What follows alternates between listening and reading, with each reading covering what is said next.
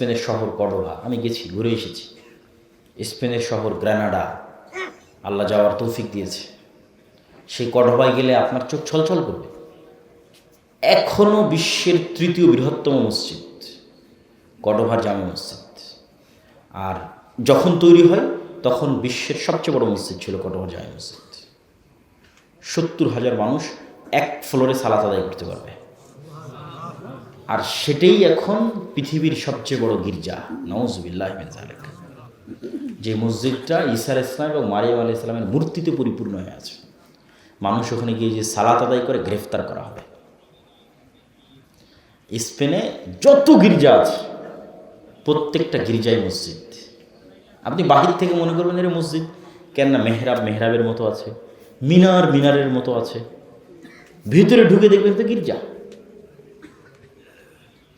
তাহলে ওয়াকফের জমি মুসলমানদের, নির্মাণ হয়েছে মুসলমানদের টাকায়, কিন্তু পরিণত হয়ে আছে গির্জায়।